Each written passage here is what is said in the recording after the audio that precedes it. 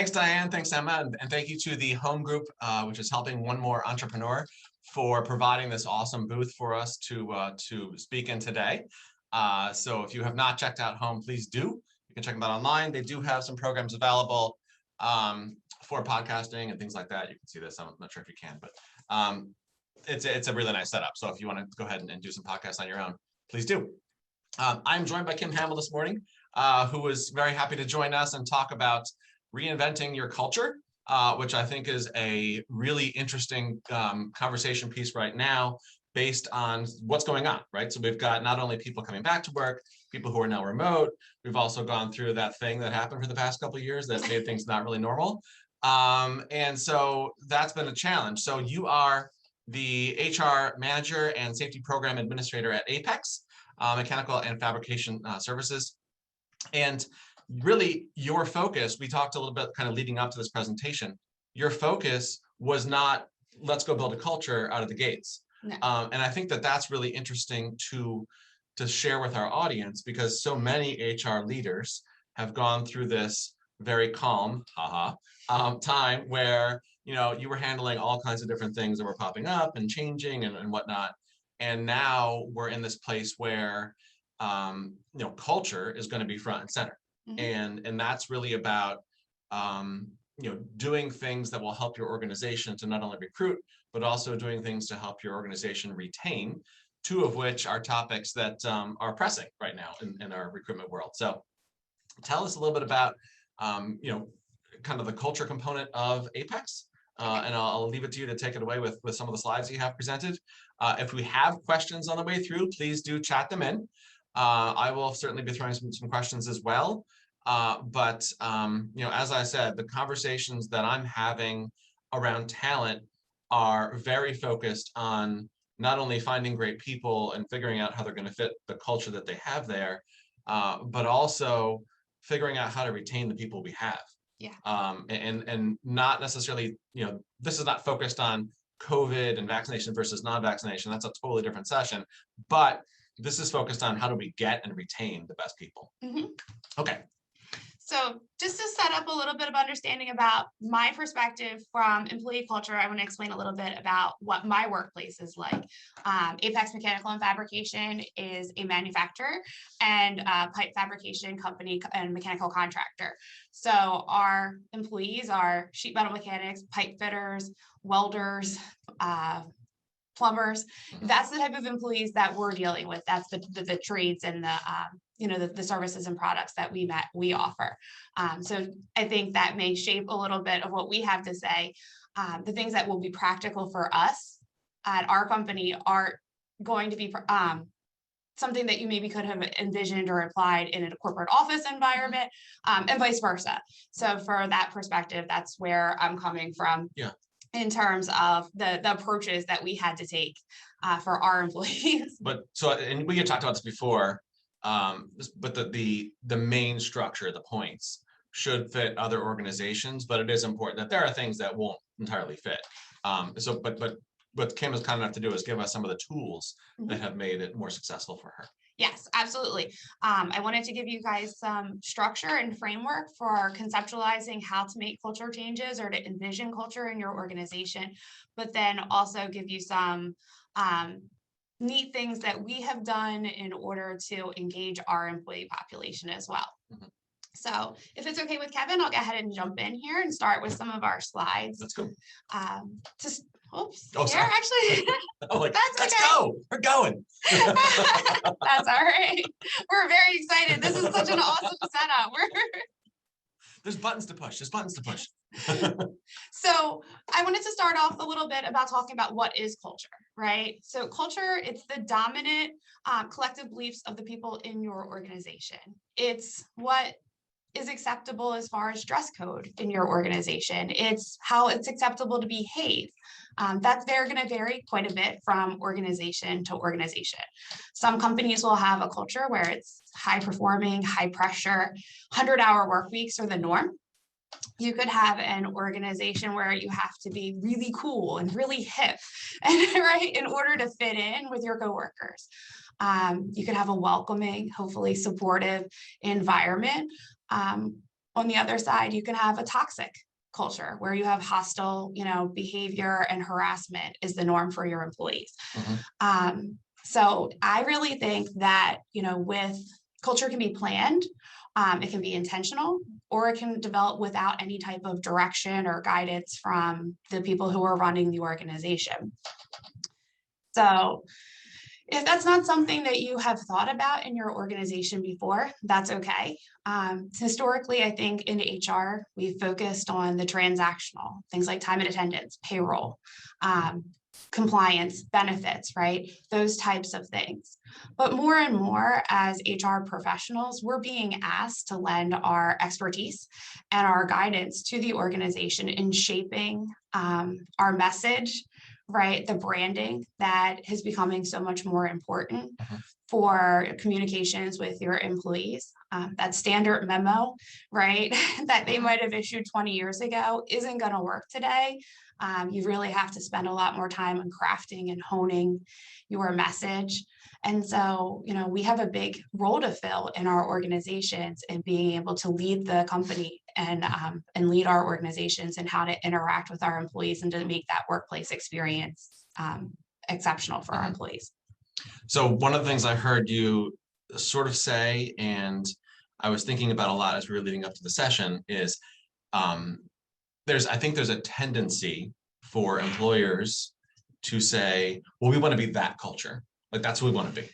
Yeah. And they don't kind of own up to like, maybe we're not that culture. Maybe we shouldn't be that culture. Maybe there's a better culture for us that has nothing to do with that one. Yeah. But what we're saying is we like more of how they promote their culture, not necessarily what that culture is. So how do you avoid, and if I'm jumping ahead, just wait, we're jumping ahead, but how do you avoid trying to say you're a culture that you're not when you're going through this process? So I really think that you need to take a hard, deep look at what your culture is, what your company does. And yeah, I'll touch on some of this stuff in more depth, but what your company does, who are your people?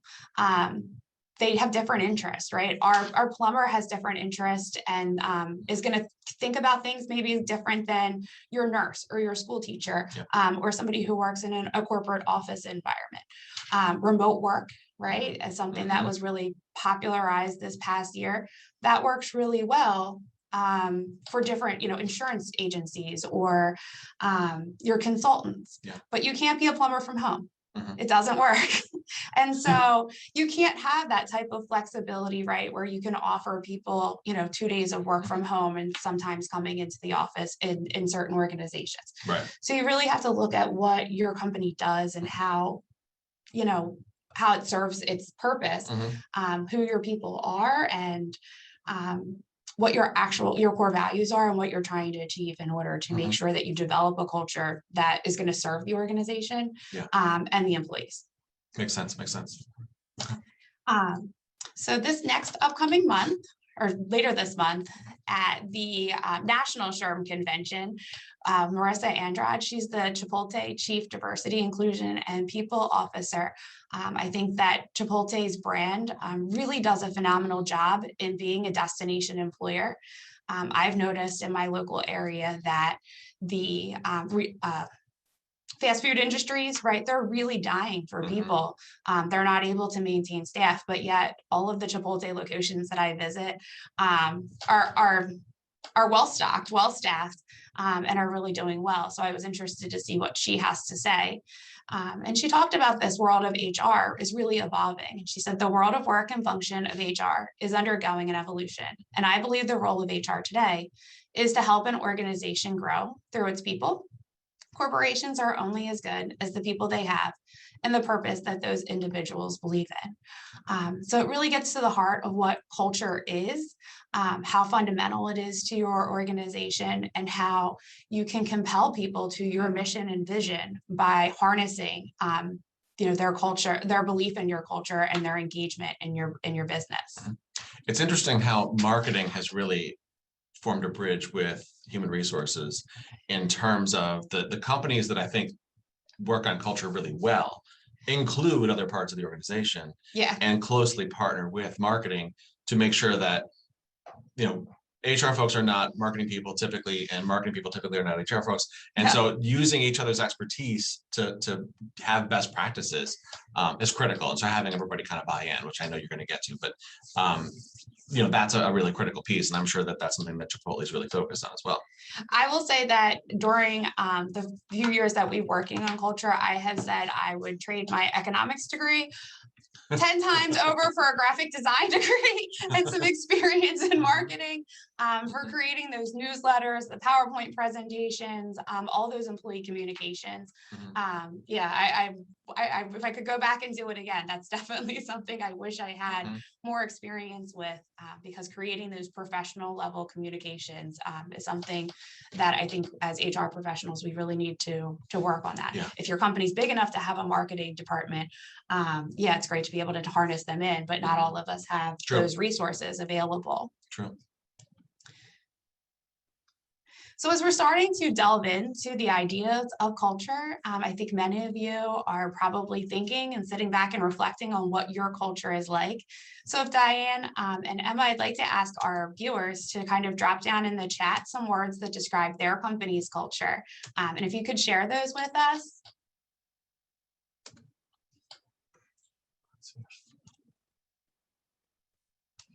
So I'll start as we're filling in the time here. I'll just kind of share. Our company is really friendly. We're very family oriented. The people who work for us, they are very dedicated to quality. Part of our branding is we've kind of expressed that, and that they're master craftsmen who care. Those employees really take such high levels of pride in the work that they perform, and that is intrinsic to our culture. It's not get it done quickly, get it done at the best price. We try to meet all of those expectations for our customers as well, but we're really looking at the family-friendly atmosphere, which is not necessarily a given in a construction or manufacturing-based environment, as well as that quality and high level of service that we offer. Yeah. So we can see some of the comments coming into the chat. I figured that out. And it looks like it's interesting. Compliance, learning, collaboration appear to be the big ones, which was awesome. Especially if you think about collaboration. Initially, a couple of years ago, was something we were worried would kind of go away. And how do we deal with that? And how do we make sure we're still collaborating as a team? And so it's good to see that is something many of you are pointing out as a strength. And I love, I think we spent a lot of time worrying about things that were hard to deal with and terrible over the last few years. But there are some silver linings that are there. And one of those, I think, is that we're better at collaborating. We may be better communicators, not necessarily in person, but better communicators in terms of more frequent communications now than we were before. So I think that those are strengths, and certainly those would be things that would be kind of underlying components of culture as well, in terms of how your organization communicates. And you guys, I know you'll get into more of your communication style, have some really interesting ideas as well that you've brought in. So it's good stuff.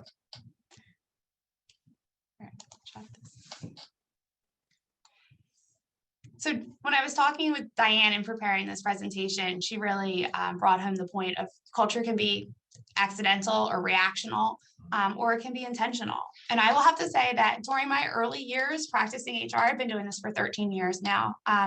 For our organization, it was not something that was a focus. We definitely were on top of our compliance, our benefits, making sure we had exceptional plans for our employees, but it wasn't something that we were considering. It wasn't on the radar. When did you start focusing on culture? Like, what was the time frame? 2018. Fall 2018 was really when we were looking at that. So there was a lot of different precipitating factors that went into this. We were changing our market segments. We were expanding from just the kind of traditional mechanical work that we did in manufacturing into a more commercial sector in plumbing, sheet metal, and HVAC. So we needed to tap into different market segments than we had in the past. And that meant trying to reach new employees where we didn't have an established foothold. You have certain amount of employees that circle in and out of your organization, that who kind of are in that trade, that, have come and they bounce back a couple, in between. Yeah. But we didn't have that same ability to tap into our database or network for these new segments that we were really trying to serve. And we had more work than we could, recruit fast enough. Yeah. We were having a hard time trying to fill those open positions. And so around that time, we had an article that circulated around the office. It was by a woman named Elizabeth Manning, and it was best practices in empathetic leadership. And it was in a construction magazine. So typically those type of articles really don't appeal to the people in my organization, right? The businesses that are usually featured are really cool, like Google or Yahoo, right? These high tech firms, and they're going to tell you about their flexible culture and how they have gaming stations and come and go as you will policy and ping pong, right? Soda stream stations, things that are not practical for outfitting your plumbing trucks with. And so this perspective that she had was very different. She hammered home the idea that your supervisors needed to be empathetic.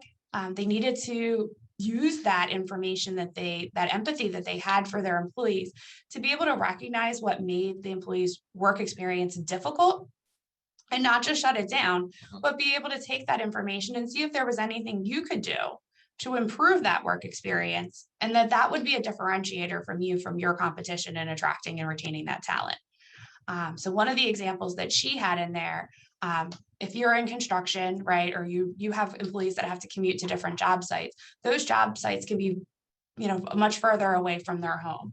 We have a 90-mile radius that we service from our business. And so, anything within 90 miles from our home office, you show up and clock in when you get there. That's a long commute. We often have projects that are really close to home or really close to the employees. We do a fantastic job trying to match employees up so that they're not crossing paths on, I-95 and waving at each other. And, they have the same skills and they're going in the opposite direction. They really try to know their people and to do that. But ultimately, we might have a job that we're doing in North Jersey and we're going to have to commute from, Wilmington up there. And so one of the things that she had mentioned was ride sharing or van pooling, right? Where you make a designated pickup location and then your employees can share transportation, eliminating some of their transportation costs, the wear and tear on their personal vehicles, and things like that. And how for companies that had done that, it made such a difference in the loyalty that they had from their employees. And just, everyone was sharing that same industry experience. This is a basic factor, right, of how it works, but that made a difference for them. And that idea really kind of popped, right? Like what can we do that's going to benefit our business, that's going to help us retain that talent? And so how can we listen to our people? And that's a really creative one, especially because it comes from the perspective of not how do we mitigate costs. It's how do we essentially look at a much bigger picture, which is not only how do we make our employees more comfortable taking this long commute, but there's another kind of creative wrinkle to that, which is everybody gets there at the same time. So everybody's on time. There's somebody got stuck in traffic someplace else. Everybody's there. So when they hit the ground, they can go, which is a great way to go about it. And actually, it was something we had used in the past for, drives that were longer. If we had a job in Baltimore or something like that, that would be something that we had considered in the past. But working with the employees, I learned that this is something that our foremen on their own, a lot of our tenured foremen already did. If I had an employee that was a new hire that I was onboarding, as I got more involved in that onboarding experience and trying to make that onboarding experience a little longer, at the end of the day, I'd help them connect to their foreman and find out what your job is for tomorrow and how you're going to be there, where do you park, that kind of stuff. And more often than not, our really senior foremen were telling me, tell them to meet me here and we'll drive in together because it's hard to park or it's hard to, it's a long commute. And one of the things I remember saying to some of our employees is, this is valuable time for you. You are an apprentice. This person that you're driving with has 25 years of experience. Pick their brain. You may sleep on the way there, but on the way home, right? Ask them all the questions that you can about the work that you did that day. You can't discount the amount of learning and experience that they can gain during that period of time, even in a friendly environment, like your commute. And so that's a big deal. They debrief from the day, or they prepare on the way in. And they might talk sports and kids and and life. But there's a lot of information that can be imparted about, hey, I'm thinking about signing up for the apprenticeship program, or I'm thinking about taking this class. What do you think? Right? It gives them an opportunity for that mentoring. So trying to find ways to connect them is really important. And I would imagine that's a much nicer way to get somebody ready for their day than to try to do it with machinery going crazy in the background. You can't really hear.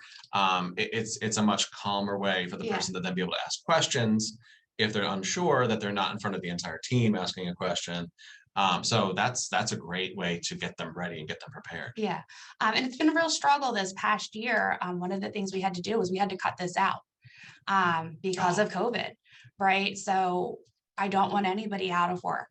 But if you have a supervisor that's missing, that's had a potential exposure, right? Because in a vehicle, you're in a confined space, less than 6 feet apart. And so, if someone comes down and says, I've been exposed to somebody, and now the supervisor has been exposed, now we're shutting down a job. And so, it's definitely been something that I can't wait for us to be able to get back to doing. Because I did notice that, when we had to tell them, you can't do that, you can't ride share, we don't want you even sharing rides with other employees. That was definitely in the few weeks after that was an adjustment period, and it's something that the employees definitely miss. It's for safety, it has to be done, but I can't wait for us to be able to roll that back. I bet that's a big part of it, and they probably look forward to it on the way to and from. To be able to spend some more time together, not necessarily working. If you have an employee too, they have an hour commute. When you're starting out, I remember, my boss he actually offered to co-sign for my first car loan because I was late to work all the time. Back when I was in college, I worked at University of Delaware, or I went to University of Delaware. I worked all the way down Kirkwood Highway, and my boss said, I can't keep getting you from school. My car would break down in the parking garage. And so he wanted me to have safe transportation. So he went and found a car that I could get, that I could afford. That's awesome. But he was like, that's where I started. That was the beginning of your focus on culture. Well, he did. He was like, I can't take it anymore. I'm worried about you. I was visiting customers after hours doing in-home consults. And he's like, I'm worried about you driving out to, Dover from Wilmington, and then your car breaks down. But for our young employees, when they're starting out, we may not be able to afford the best transportation. So, not having to worry about that is it's a big relief off of their mind, saying, I only have to make it 15 minutes from my house. Paying for gas as well, from that perspective. So it takes a lot away. That was a good boss. He was. He was a good boss. He let me study all the time. See, there you go. So a lot of those ideas that we saw in that article really popped, and they were things that were different than what I had seen in the past. And it was like, hey, this can actually work for our company. This might be something that we could try, right? Because before, we weren't getting soda streams. We weren't giving out beer, right? Like you'll have a beer station or whatever in some of these tech offices. You can't do that in a safety controlled environment. So we looked at some of the suggestions that she had in there and thought, what can we do that would be different, that would work for us? And right around that same time, we also got an invitation. It's available to anybody to participate in the Top Workplaces survey. And an employee, what we were looking at from the perspective at that time was, if we can get on this list, that's going to give us an opportunity to use that in our marketing, right? We think we have a great workplace. We think we're an awesome top workplace, right? So can we let other people know? And if so, if we've gone through the effort to do this, will be distinguishing for us. And so we talked to them more, because we had never considered an employee engagement survey.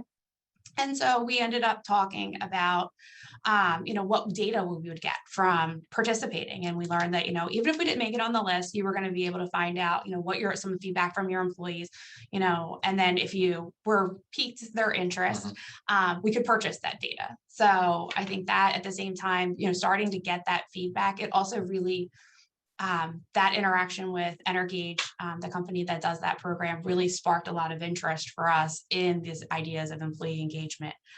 In the 6 months up to the time between we decided to do it and the time that the survey actually launched, we did a lot of preparation work that was already happening as far as leadership training and starting to think about employee appreciation and empathetic leadership, so that we could start that. You can't have supervisors be empathetic if they don't know what empathetic leadership is. Mhm. So, we had to start talking to our supervisors and our management team actually about what that would be like. Yeah. So That's the old do the employee survey and then ignore it is the best way to have everybody leave. So it's like how to lose a guy in 10 minutes. But I think that the important piece is there's two really important pieces of this dynamic early on so far. Then we're going to cover certainly more. One is to know your culture and be really true to that culture. Yeah. Don't try to be somebody you're not. And two is to make sure that you're taking it from top down. So, I think many of the people who are on this session this morning, and we'll watch this after over and over again, because we are riveting, frankly. I think that they're probably in a position where they may be emerging into the profession, and they're looking at it and saying, how do I get a seat at the table to be able to kind of present this and make it happen? One of the questions I had was, how did it become a priority for the organization? Like, how did it move front and center? And you said that with the article, but was there any other contribution that executives were like, this is on point, this is what we want to do? So in that, we started talking about it very briefly, and there was actually a really funny interaction. We were really starting to talk about, like, we've passed that article around and a couple other ones as well. And so we said, employee appreciation and really listening to them, making that workplace experience is going to be important. And so we were coming up to Thanksgiving, and we needed to have a meeting with our leadership team about something, right? We needed to communicate something to them. And I said, we could just do that. But what if we had a meeting and we said, hey, it's Thanksgiving. We're thankful for you. We have, we appreciate you. We want you to do this for our employees as well, right? And demonstrate the behavior. And so I said it to my boss and said, hey, can we just get subs and have these guys come in, right? Like a sandwich tray, and have these guys come in and just say thank you for the good job that you've been doing this year. And hey, this is something that we're going to be focusing on. And so he took it and he said, yeah, that's a great idea. I think we should book lunch at the Hilton, and we're going to have you're going to do let's get a presentation together and catering, and like it snowballed, right? Yep. And so I said, okay, this little idea kind of turned into something else. And then I went home that weekend and I, said, okay, I put together a presentation on some concepts of, I think I stole from Stephen Covey, like the 7 habits of highly effective people. Right. I pulled some of that information in, a bunch of different, leadership type concepts. And my boss came back and really had thought about it and gave me some information. And one of the things we ended up showing at that first meeting was something that had made a big impression on him. It was a speech by Lou Holtz. They had done it, and he was a coach from Notre Dame, and he had these 3 principles, right, for the 3 basic rules. And honestly, these have been what have shaped all of the things that we think about as far as how we interact with our employees and culture.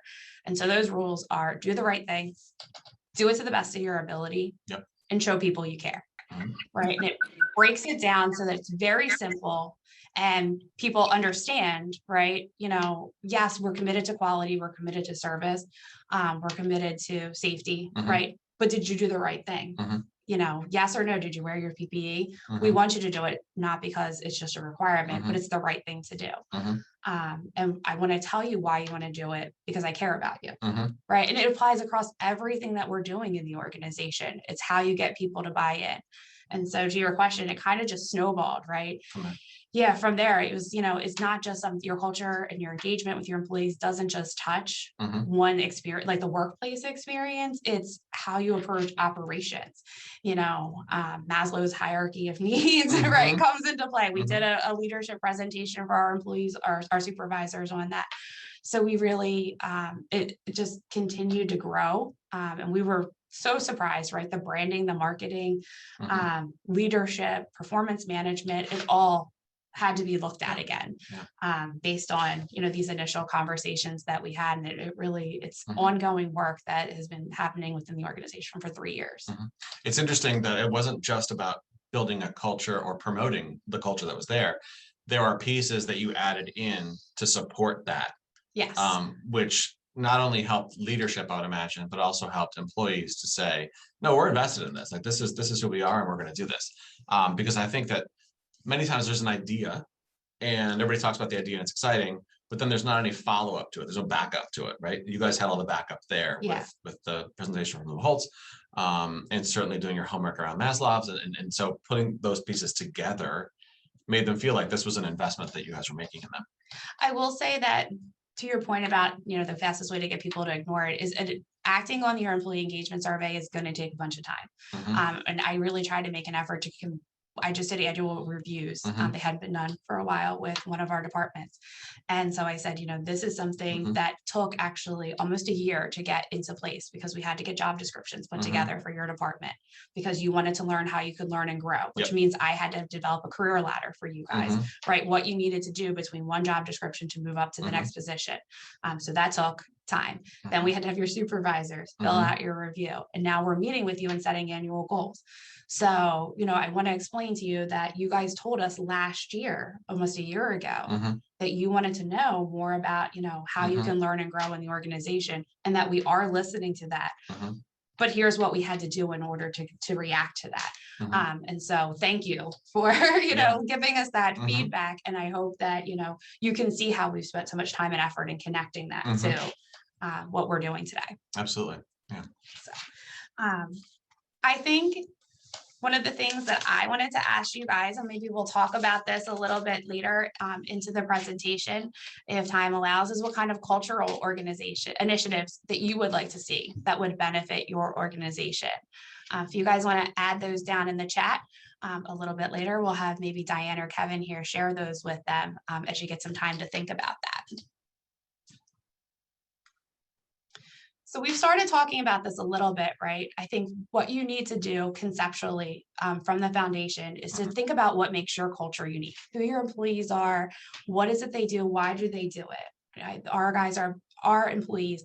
They're master craftsmen who care, that high level of quality, and the fact that their welds are better than anybody else's. They are so proud of that. They have Instagrams for their welds. Oh yeah. They are so excited. So learning about that, talking with them, right? Trying to determine what it is that excites them. I could bring in information, from a Stephen Covey. They don't care, right? But if I can tell them something that the best welder said, it makes a huge difference. I need to connect with them and meet them where they are. You want to look at, for us, what our traditions were. Whether they're good traditions or bad traditions. We had one that was amazing, but we didn't emphasize it, define it, explain why we did it. And that's at Thanksgiving every year, we give everybody a turkey, farm fresh turkey. It's not inexpensive to do. They've been doing it for 24 of the 25 years. They've been able to do it for the employees. And so why did we do that though? It's just one of the first week Thanksgiving, somebody just came around and said, "Hey, where's your cooler? I'm putting a turkey in your car." I said, "What am I doing with a turkey? I don't need a turkey. I'm not cooking Thanksgiving." And it's a 30-pound turkey. It's huge, 25, 30 pounds. I'm like, what am I doing with this thing? But I called my mom and she was so excited to get this turkey. She was like, "Does this happen every year? Oh my God. This is fantastic. I forgot to defrost the turkey. I was going to be trying to figure this out." And so it really made her light up, right? It was a neat experience. Yeah. But talking to the owners, it's like, well, why do we do that? And it's like, for them, they really value family, right? They appreciate the employees. This is how they wanted to say thank you. So defining that, right? Instead of just having the delivery drivers go around and throw a turkey in your trunk. And sometimes there were years in the first 2 years I thought was there that I was like, I didn't know that they put the turkey in my car. I forgot my cooler, and it was rolling around as I turned. Go to put the kid in the back seat. There's a turkey back there. In the car seat, buckle in. No, but, you clip them in the back. Yeah. Thank goodness I Mhm, looked. mhm. And so, but it was really important to them that they were able to do that. It was a tradition from, the previous company when they had purchased it. And they really did. That's how they communicated their love language, right? The expression of thank you and gratitude. But the employees didn't realize that that was what was happening. So talking about that tradition, why we do it, and kind of telling our new hires about it, right? Like, or, at that time of year when it was going to happen, making a bigger deal out of it so that they understood it's a tradition, was important to us. So I think you may have traditions in your organization that are like that, something that happens on an annual basis, the annual cornhole game, or, everybody goes out, to the movies together, whatever it is that bonds you guys together, or that it's a shared experience. I'd look at those and see, if there's something like that or something you wanted to implement. It's interesting. When we talked earlier, you were talking about some of the activities that your organization has, and certainly having folks that are new into your workforce, that are younger, maybe don't have families, don't have spouses. You were mentioning that you would invite them to come and bring some friends. Yeah. And bring them along and have them be part of the party or the picnic, whatever it may be. That says an awful lot about the organization. Yeah. Not only, from a recruitment perspective, I'm like, wow, that's fantastic because you have all the people that now will refer people to you. But from a people perspective of saying, like, you know what, like, there's no reason why you can't bring your friends with you to come to this picnic or party and get to know them. And the other piece that was part of that as well. So we mentioned the employee engagement piece a little bit. But one of the things I found interesting that people typically do not do a great job of, and you do, is it's not just let me send an email and everybody will see it. It's let me send a text message and an email and let me make sure that I'm reaching them on the terms they like to be reached so that they're able to see those messages. Yes. And it's not just like, well, we sent an email. Did you get the email?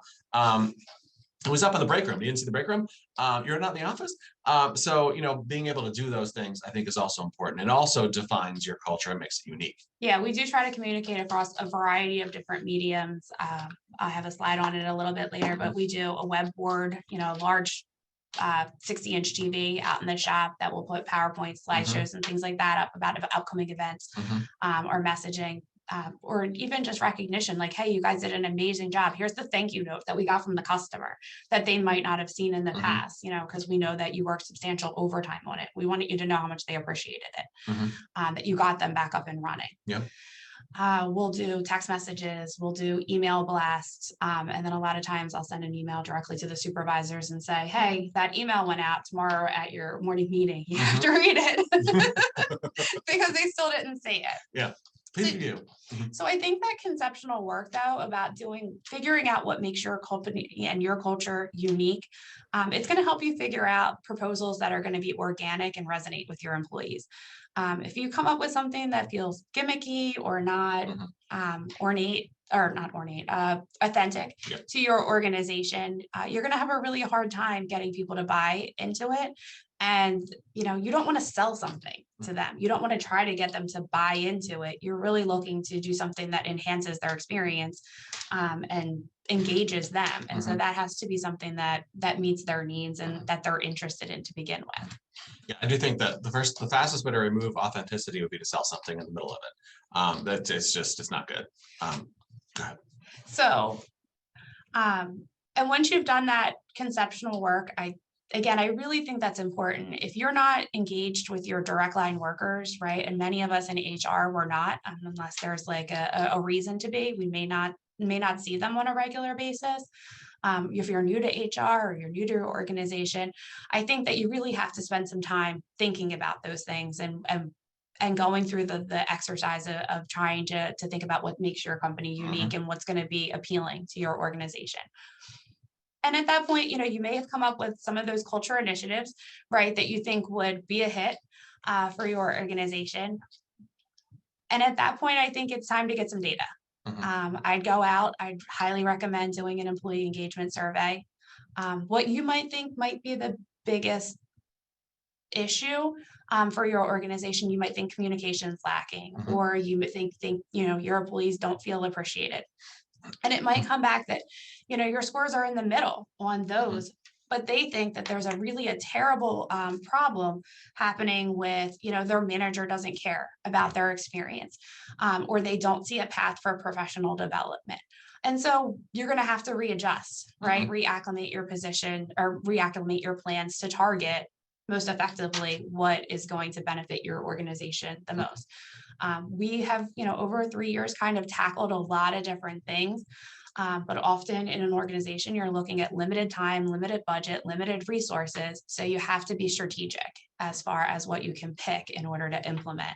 And then, you want to pick the thing that's going to move the needle the most so that you can get buy-in from your leaders and say, look what a difference this made. Look how much people appreciated this. Look how much they cared about it. I think we should try this next, right? That would be a great spot to throw this question in here, which is, what surprised you going through this shift? Like if you had to pick one that you were like, that was really surprising, what would it be? The snowball. So one little thing, right? We were looking at trying to make our supervisors more empathetic and show appreciation, and how much how much work had to be done in that, and how it was going to affect and color every decision made throughout the organization. When you really started thinking about are employees engaged? Okay, well, are they engaged in safety? Are they engaged in our quality programs? Are we disciplining people who aren't exhibiting these behaviors? Are we giving positive reinforcement for that? Is it a success factor for us in your job description if you exhibit, our core values, or, coaching of your subordinates? And so there was a ton of work that had to go into it. And I definitely didn't see that coming. It's been exciting. It's been a joy and a pleasure, but I did not anticipate the amount of change that it would have in the organization. That was definitely a surprise. Yeah, which is a good surprise. I mean, it was fantastic. Into other parts of the organization, everybody is really kind of invested into it as well. It's been a fantastic surprise. It's been a joy, but I didn't see it coming. And so if you're in an organization in HR, you're in an HR position, and it's not something that your organization is focusing on, and you're looking to get people to, you think this is a good idea, you should be talking about your culture and how to engage your employees. I definitely would recommend participating in one of these engagement type surveys. You can, sign up. We used Energage, that's How Workplaces program. It was free to participate, so you could at least get some initial feedback. There's a lot of companies that offer those types of services. And, we even looked at some options that you can do them yourself through SurveyMonkey and things like that. I would just caution you that anonymity is really important. And so you have to be able to craft your survey in such a way that you're either going to be able to get the data and not share that information with the supervisors as far as who made what comments, or you need to be able to work with a partner who's going to keep that information restricted from your department supervisors. And have the confidence that it will be anonymous. Yeah. Otherwise, you're not going to get true information back from your employees. Right. So, and I have a little thing up here, what gets measured gets done. I do think with the survey, when you have actual data, right, that shows how you compare in a benchmark to other employers in your industry, or other similar sized businesses, that's going to create a sense of urgency. You may have people who in your organization in positions of leadership that you might approach them with and say, I think we should do this. This is something that I think would benefit us. And then you can show them, hey, if you have an engaged employee base, this is the additional productivity you can get out of this. And look, we have this much room for growth, right? We think we're here, and maybe 60% of our employees are engaged, and we're actually at 40. What if we got those other 60% of the employees, all fired up about and compelled to our vision? How much better would we serve our customers, right? How much more efficient could we be? How much more would they give a little bit, as far as answering that phone on a Friday at 3:00, as opposed to hit my do not disturb button. Yeah. And I will say too, everybody has a different communication style. There are people, going back to this slide, that really you have to have facts and figures in order to approach them. So that type of information, they want to know, what your proposal is going to cost, why you think that this is necessary, how much time and resources it's going to entail. And they really want a thought out proposal, a case study prepared for them, so that that's data that you're going to need. This is the part where I thought it would be fun to kind of share some of the things that we've done that have gotten our employees excited, engaged, that really kind of, I think, contribute to creating the type of culture that we want. So family social outings, that I talked about the turkeys, right? Family is really important to our leadership and our owners. So we wanted to do things, team bonding is important in order to get engaged employees, but we wanted to be able to bring their families in. So we've done nights out at the Blue Rocks. We've done company picnics at Lum's Pond. And then when we looked at, the employees were interested in having a bigger purpose, right? We decided to get, some involved with a couple of charity partners, and we sponsored, their events. You'll get approached often, right, for people who are looking for donations. But we really thought that would be a way that we could also get our employees engaged. They didn't want to just write a check. It was, how can we show up? How can we participate? How can we bring a contingent, right? When we come to your event, there's 150 of us, right? Family, kids, grandkids, if we did the Delaware Mud Run, and we paid for, the Mud Run Junior and the Mud Run. And so it was a great cause. A way to give to the charity. But it was so much fun to see everybody's kids, their grandkids, getting muddy. And participating. So the events that we do, we look for ways that we can incorporate the families and let the employees have them there with them. That's great. So employee appreciation, right? People really want to be recognized. They want to know that you're doing a good job and that you appreciate the effort that they're taking. We've spent a lot of time with our leadership group on that. But one of the things that they did when they started working with an outside marketing company was they did a branded thank you notes for us, so that we could give them to our supervisors or myself, some of the other managers, and periodically throughout the year, we'll do. We did last year at Christmas time. We did like our A-Team All-Stars, our Apex awesome. A-Team All-Stars. We did T-shirts, and so either myself or one of our VPs. Or some of, if I had a project manager who had recommended an employee, these were employees that may not have had a big epic achievement, but they just had a positive attitude, right? We wanted to reinforce those. They just really show up. They're our Rudy like on our site, right? I'm noticing a Notre Dame trend here. My last name's Hamill, so my husband is very Irish. He's a huge Notre Dame fan as well. So I've seen that movie quite a few times.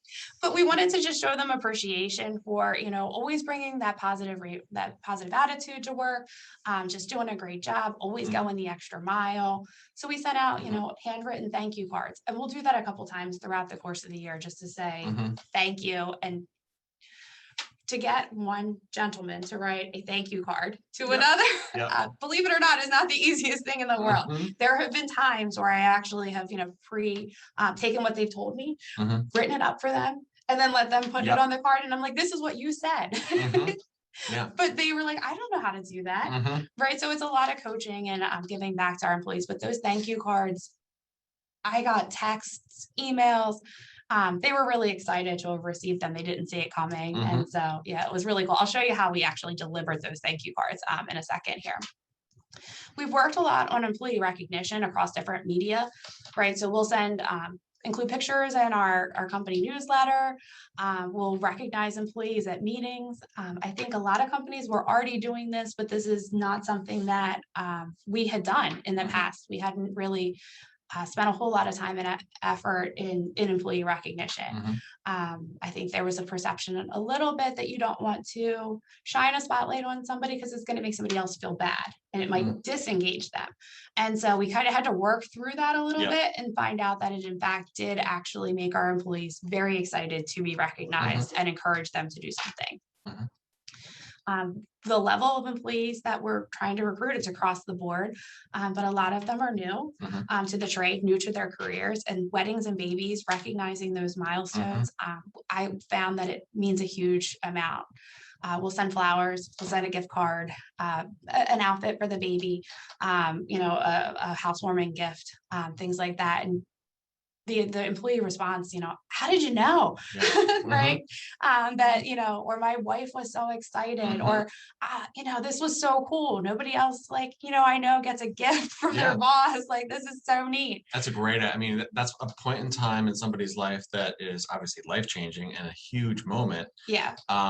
And so I think the fact that you become a part of that family by making that gift essentially, or sending something to them, kind of further entrenches you in terms of like being part of that unit.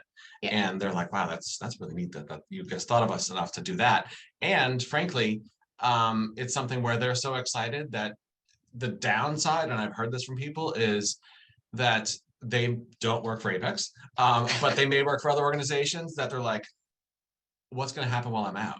Like, what happens while I'm out? Like, is something going to happen? What if I can't go back? What if my job changes? So I do think that doing that says like, hey, we know what's going on. We appreciate you. Take your time. Congratulations. Welcome to your new person in your house, and move from there. Takes all of that worry away. Yeah. That they're, something's going to happen to them. And it also feels very celebratory for everybody else. I mean, the picture goes out in the newsletter. Who doesn't love seeing new babies, right? They're the beautiful couple. Yep. For the photos. And, we work with a lot of people. We'd gone from an organization that was about 80 individuals, or we were at about 80 or 90 people in late 2018, and we're at 150 now. So there's this tremendous amount of growth. So being able to share, what's going on, who the people in your organization are, it's a big impact, so that everybody feels visible and connected to the other people. Some of the owners would say, I send out welcome photos, right? Like, hey, please join me in welcoming, John, who's new to our organization. He's a plumber. And one of my owners had asked me to do that because he said, I saw this guy and I wasn't sure if he was, supposed to be here, right? Like, they're in the tool room. We're not sure. And I'm like, he's been here for 6 months. He's supposed to be there, but they'd not met them because there's a lot of people. And so doing that kind of, lets everybody know who's here, who's in the organization. And, when they see them, say hi, make them feel welcome, and that you're happy to see them and have them here with you. These were two really exciting memories. On the left-hand side here, you have our graduation ceremony that we did last year in June for two of our co-ops. So these were high school seniors who had worked for us 2 weeks on, 2 weeks off, both in the plumbing division. And so, I'm sorry, actually one of them was a welder out in our shop and the other one was out in the field as a plumber. And obviously COVID was happening. And so they were not going to get a graduation ceremony. And it really was tearing me up. Like, I felt bad for their moms so bad that they weren't going to get to see them on stage. So what we did was we invited them to wear their caps and gowns because they had already ordered them back in January. And we Zoomed it for their moms at our company meeting. Exactly. But the other thing that we did with this event, it was awesome, right? To be able to provide that video for their parents. But we asked, I called all of our foremen and I sent them emails and said, hey, what life advice would you give to somebody at this stage? Right. And, this is your expertise, your experience, right? We want to recognize your expertise, but also show them the path for professional growth and development for what they should be doing over the next couple of years. And the guys rose to the challenge. I got some really funny answers, but really good advice, everything from stay off your cell phone to, just in general, we'd like to see you guys stay off your phone, pay attention, but also, do it now, pay attention, listen up to your supervisors. They they had some great responses for me, and it was really a pleasure to be able to share that. Their faces just kind of show you how much joy they had that day, and it was really just a good touching moment for everybody. But I really liked the part where we got to recognize the wisdom of the supervisors, and help the employees, the younger employees, the apprentice level employees, to recognize them as the mentors that they are. I love the authenticity that is part of your culture.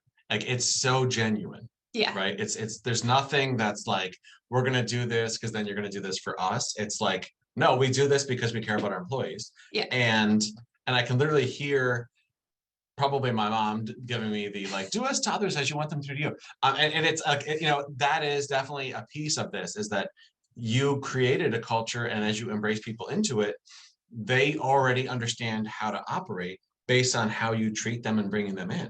Right. So that's a great example. I mean, Yeah. kudos to you guys for having the graduation. Absolutely. Those 3 basic rules, right? Do the right thing. Yeah. Do it to the best of your ability, and show people you care. And it kind of covers everything, everything that you touch. And you really have to give him credit, because Lou Holtz really knew what he was talking about. So I mentioned those thank you cards that we did, but we sent them out in a really cool way. It was a balloon in a box. And so one of our owners, the president, had sent me this thing saying, hey, this is a cool thing you can do. And you could send somebody a balloon bouquet in a box, and it'll pop out and surprise you. And so I thought, wow, this is kind of expensive. And my mom's voice is in my head going, I can do it better myself. Right? Yep. She's a crafter, right? You got to do it at home. So we did. I found balloons, and I had them branded, so that I got a helium tank, or we had helium in the shop, and we had them do that. And then we put them in boxes. You cannot buy an orange box. If anybody can find orange boxes for me, I'd be really excited. But we sent those out with the t-shirts, put the balloon in there. So when they guys got them, the balloons pop up. They opened it, their t-shirt was in there, and then they had their thank you cards. And so I had an employee call me. He goes, can you send me another one? Because I want to make a TikTok. Right? What do I do next year? I want to get another one of these when I know it's coming. So that was a really cool thing. If you were talking about, something that you could do that you can easily implement in your office, I think the balloon in a box was super fun. It's so simple and so great in terms of the impact. Yeah, we left one for one of our CAD designers, and curmudgeonly is a good way to describe this gentleman in the most polite terms. He's a great employee, but he's just a salty sailor. And so they left him on his desk, and he's yelling as he opens it, and some naughty words are probably flying. And the other manager who left it for him said, but you know what, he came in kind of with a little bit of a twinkle in his eye, and just said, she had left him the note, and she just, thank you. Wow, nobody's done this for me. Like, this is so thoughtful. And it was, you might not think that somebody's going to appreciate it, but taking that time with the personal touch really went a long way. I wish I could have been there as well, but if we kind of had hovered outside of his office, then it would have ruined it. He would have known something was up. He didn't know it was coming. These are some bigger projects and things that we've done that have helped us with our engagement. So meetings, we had to define what our core values were for our employees. And so we start out every presentation that we do for a group with a recitation of our core values. But in addition to that, we ask for a core value contact. So an exemplification of an employee that has demonstrated our core values in the workplace: safety, service, or quality. And so it gives them an opportunity to do that. And I did it at our recent safety meeting, and I come with several in my pocket, ready to go in case I get silenced. And it was funny because everybody was quiet. And one of our employees in the back yells out, and he tells me something off subject. And I was like, just so you know, the next one I have is you. It was the best, right? He had actually worked on a project. There was 2 projects that he had worked on that we'd gotten thank you letters from the customer for, to say, you know, you guys really did a great job. You went above and beyond our expectations. We thought this was going to take 5 days and we were going to be down for that long, and you got us back up and running in 2. And thank you so much. You know, your team was super professional and we loved it. And so I shared those letters with him. And, you know, so demonstrating to the employees what those core values and action look like, even for our supervisors, it's hard. You have to really demonstrate the behavior and lead on that. And that's a huge part of the role of the HR champion, making sure that, you know, your employees, your supervisors even, they'll tell me somebody did a great job. And I'll say, well, did you send a thank you note? Hey, I told you when somebody does a great job, can you send an email to our boss or your boss, copy the person who did it, and let them know? You won't believe how excited they're going to be that, you know, the higher ups kind of heard about their performance, or that we share it with the whole company, and we'll do both. But it's casual conversations, right? You really have to be in tune and listening to your people in order to elicit that information and be able to figure out what to do with it. And that's the role of the HR person in your organization. Professional development, those leadership meetings that we're doing with our senior managers, you can't, I think I mentioned, you can't have an empathetic leader if your supervisors aren't familiar with what that concept is, right? We talked with them about emotional intelligence and the possibility that you can actually, you know, increase your EQ. You know, we're born with our IQ. We can't make it any better, right? We can study a little bit and we can get better. But emotionally, we can really expand and change our perception and how we interact with our employees, and take the time to show appreciation and use, you know, our active listening skills to hear what it is that they really have to say. But those are leadership techniques that you have to teach your people who are your supervisors, so that they can then employ them with the people that they're working with. And so that, you know, professional development, both offering that, you know, instruction to our to our supervisors, and then showing our employees pathways for professional development, setting annual goals in their annual reviews, talking to them about, you know, next steps. And, you know, we implemented an apprenticeship program that's been really important for us. But that goal setting process, right? Letting them know that we're going to meet with them on an annual basis and set those goals for them. I think, you know, bigger organizations than ours have that's not uncommon. Right. But that wasn't something that was included. You got maybe feedback. You know, our reviews weren't done as consistently. Yep. You know, there's sometimes we shy away from them if we can't make performance or compensation increases, but making that a priority, so that they were going to be done, and you're going to get that feedback, you know, on a regular basis. And it was a pleasure. I just did our reviews with one department supervisor, and he's new to the position. I remember when he first started, he was a co-op. Around the same time that I started there, but he was a high school student, and he's now made it to our department supervisor, right? He's worked his way up. But he said, I had never really sat through a review. We had one, I think I signed it, but we've never had these meetings. So for him to demonstrate the behaviors I was looking for, you know, we had a couple sessions where we sat down in my office and talked about it ahead of time and said, you know, hey, we're going to lay this out. You know, this is how we're going to conduct our review. And at the end, the most important thing is going to be for you to shake hands and say thank you. And he took to it like a duck to water, right? You know, but it took a couple of different sessions to model that behavior and do the reviews. You know, I did the reviews with him, so that you really can teach the supervisors how to do it in the way that you want it done. So that's part of a huge part of the process in that professional development is the coaching that you need to provide with them. And then they're comfortable and they know where they're going with it. It's not like, here's a review, go do this. And if they've never really experienced a real one, they're like, okay. Yeah. So I actually intend to stay involved in our review process. I did them all for the other departments that we've done so far. But I think that there's a huge part of the feedback that you get from the employees during those conversations that they're having with their manager, that shapes some of the decisions that you're making. Like, you know, they are letting you know that those commutes are difficult. right? And then it gets your thought process going. How can I ameliorate that or make that better for them? But also, you know, if we're setting goals, what are the options, right? To be the resource that's in the room that says, you know, hey, we'd really like, they're struggling with accessing computer applications and things like that. And they'd like to go from, you know, a position in the field to a management position. Well, that requires, you know, Excel, Office, things like that, that you're not going to get while you're working with your tools. So what are the resources that are available to them? And then, you know, helping them sign up for that, right? Because if you have somebody who doesn't have much skills as far as computers are concerned, going out online and trying to find that may not be the pathway forward. And even with our apprentices, I did their applications with them. They come in, I register them, and we fill out the application and we get it in the mail. It's all complete. Yes, because it's that important. It's a once a year opportunity. And if you miss it, you're not getting in until next year. And so, you know, that is a key milestone for us to make sure that they get their enrollment complete and handed in. All right. So some of the different ways that we started communicating with the employees, we did that web board. So it's just a giant screen TV, and there's an application that our IT manager found for us so that we can post, you know, our own content out to the employees.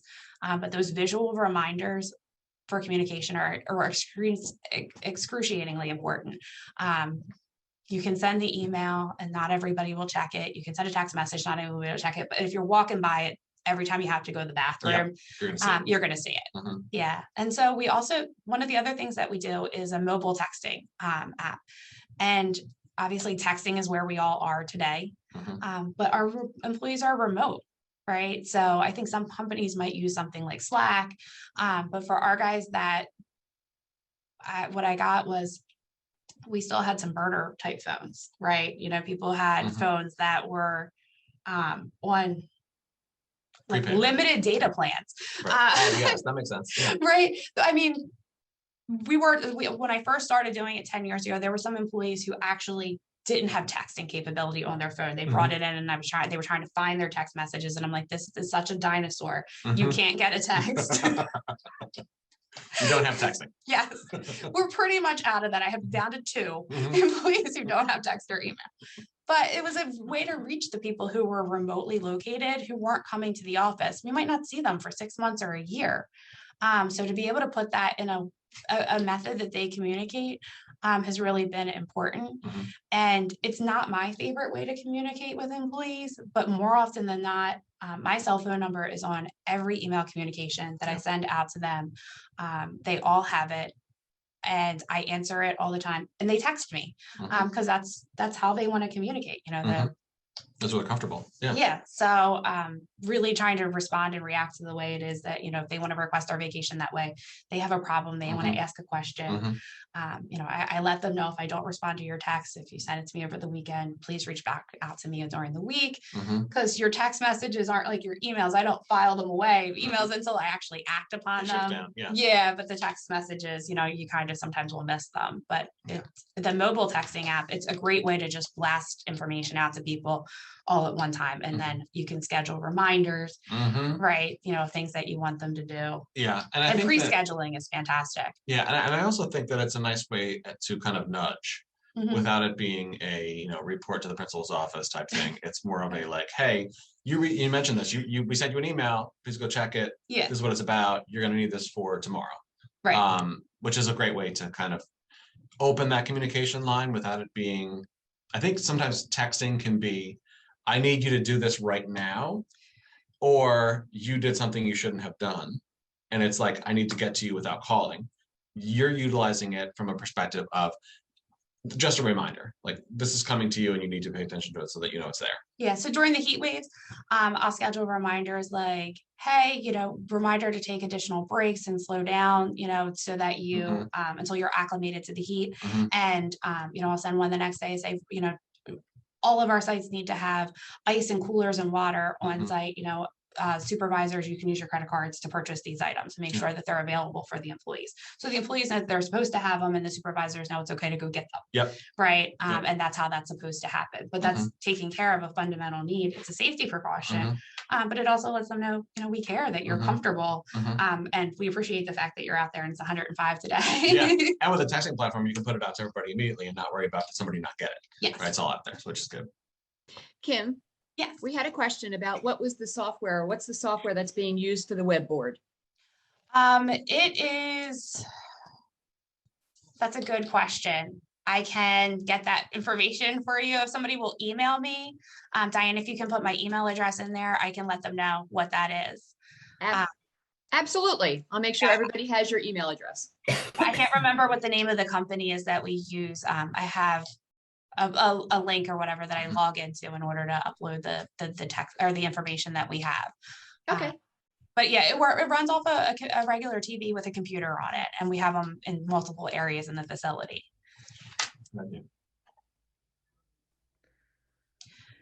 One of the things we talked a little bit about, was once you establish this culture, you have to sustain it.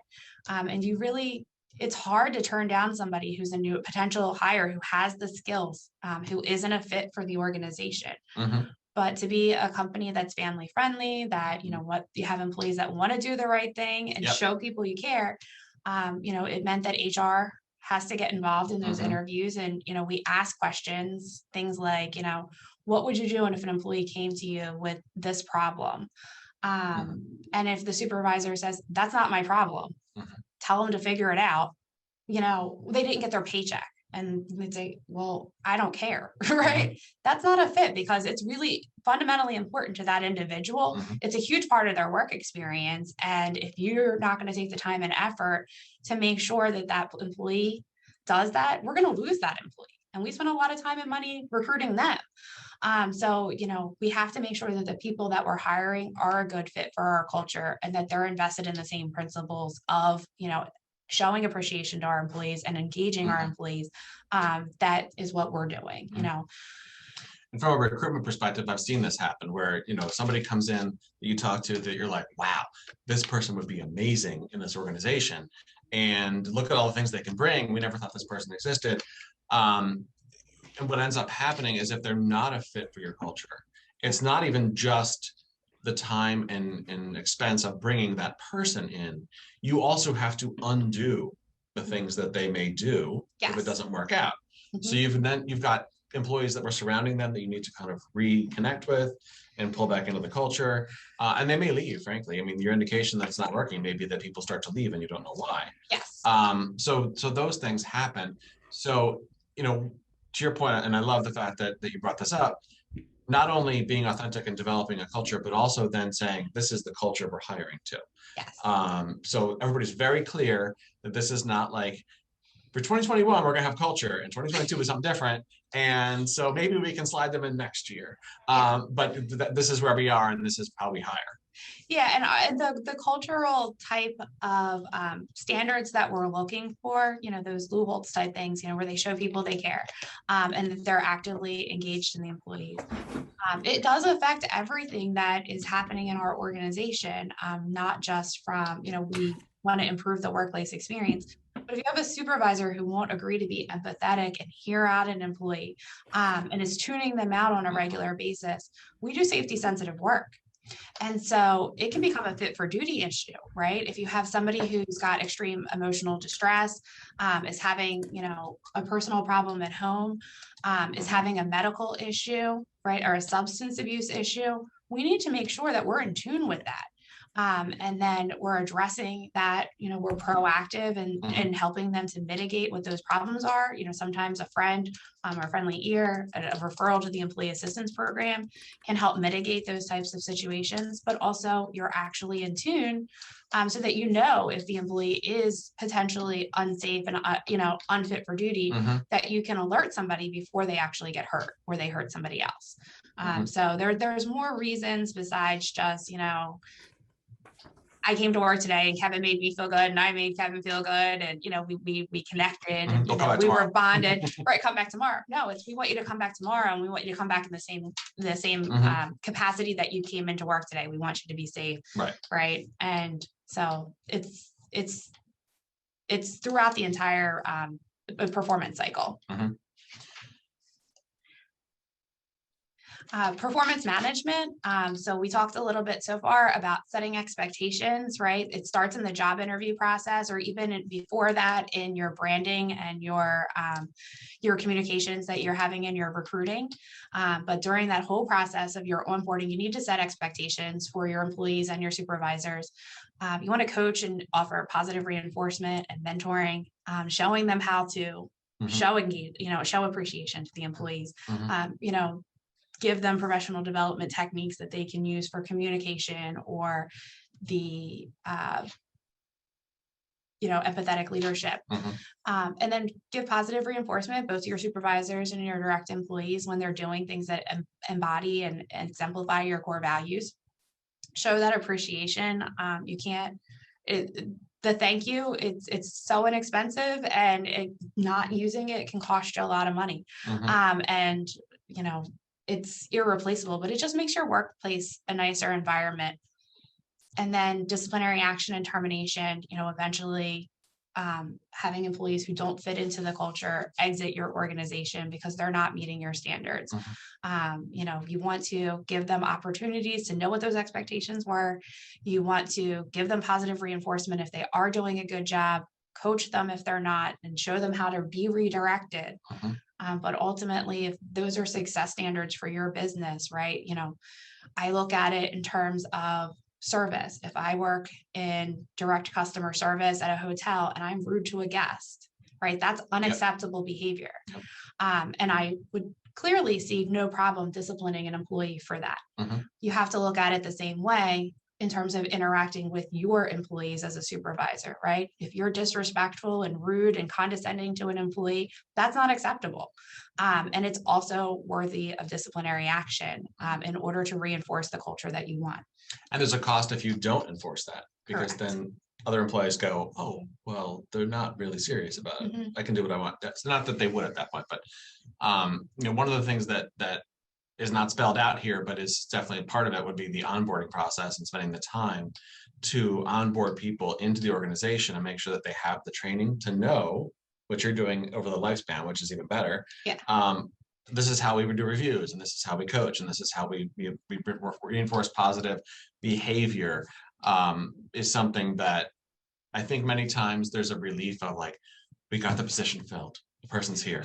We're good. Just go do your work. Go do your work. But really, if you spend a little more time to make sure that they brought in correctly, and that may be, external coaching, maybe internal coaching, whatever it may be, but to make sure that in your interview process, you're really looking at, like, what does this person need? I mean, if they know the job by heart and they're going to walk in and do it, they're going to be bored. So to make sure that that what you can develop with them as well.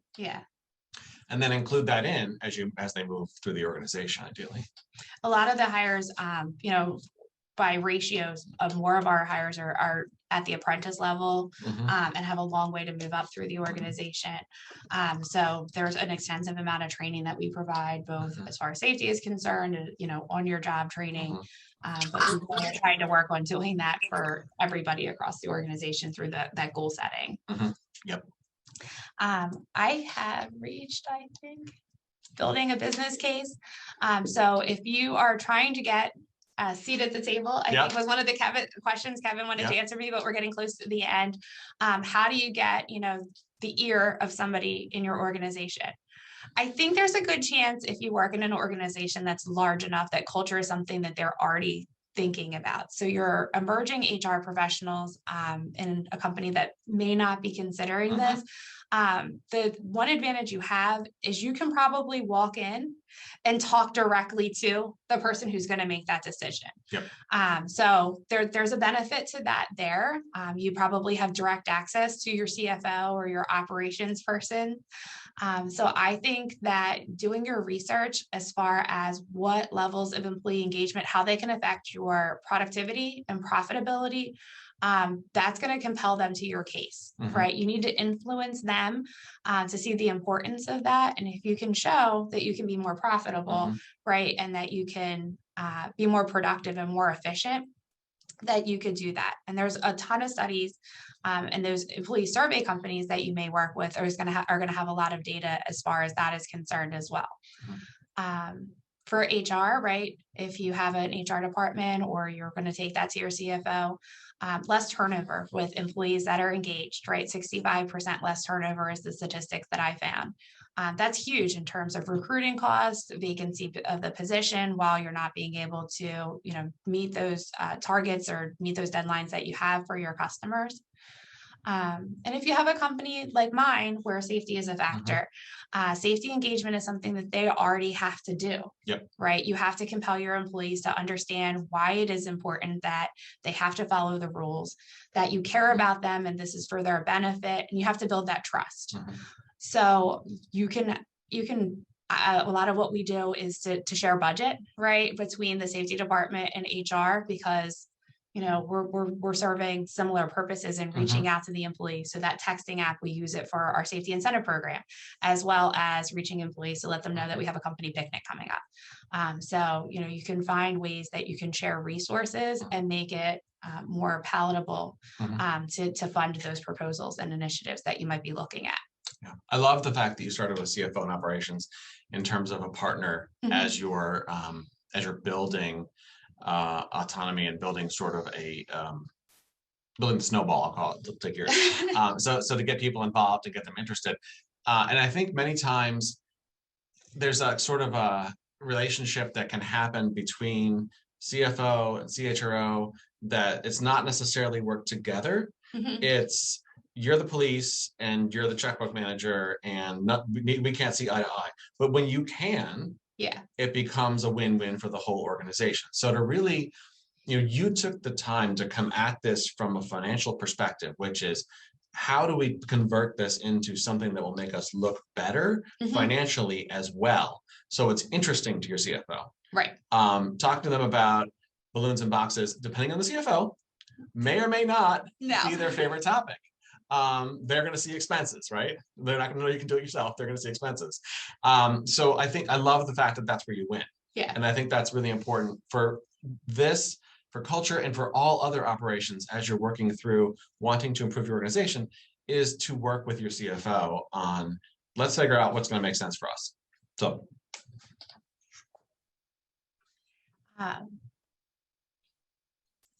And I just wanted to wrap up here. We'll have some time, I think, for a couple of questions maybe. But arriving at your desired culture, it's not a crash diet, it's a lifestyle. So it's going to take time. It's going to take investment. And once you get started, it's something you have to sustain, just like a workout routine, just like eating healthy. It's worth it. The benefits, obviously, right? Just like we know for our personal self, but maintaining that culture, it's something that you're going to just spend a lot of time on. For once you get into the research and start thinking about all the ways it can impact and benefit your organization, just know that it's going to take on, a life of its own. Yeah. So now that you've kind of instituted the culture component, how much time do you think you spend per week on just culture? Because you have it up and running at this point. I would imagine there's a pretty big lift to get started. But what does your week now look like in terms of this is culture time? So I would say it would not be unusual for me to spend 10 to 20 hours a week, right? Because I'm developing our leadership meetings that we do. We develop all that content in-house and then preparing for those presentations. So, just you can easily spend a whole day on doing that. On participating in those annual reviews, developing the job descriptions that we've worked on. It's a very time consuming. It's all part of HR, but it's filtered through the lens of culture. Looking at it as we need this because it supports culture. You need job descriptions, right? But we need them for this as well. So it's been part of that initiative. Kim and Kevin, want to go ahead and jump right on in. We've got 2 minutes left. And Kim, thank you so much for sharing your experience. Congratulations to you and Apex. What a wonderful job you have done. The experience has been really inspiring to go ahead and hear. Thank you for providing us guidance. As you know, guidance is extremely important from our other HR professionals in the industry. I'd like to thank Helping One More Entrepreneur for using Blake's booth today. It is off of Patriot Avenue in Middletown, Delaware. Don't forget, if you have not signed up for our conference in October, please go ahead and do so. Emma Poulter put Kevin and Kim's information in our chat box so that you can contact them directly. I think we literally have a minute left. Kim, is there anything to, Emma, is there anything that you would like to add? I will share the credit codes for this session right now. Great. Good. And obviously Apex is hiring now that you know their culture. Go check out their website.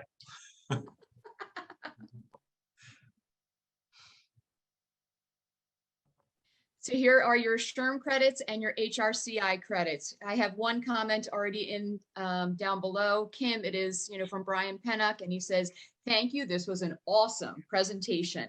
Regina Nelson, same thing.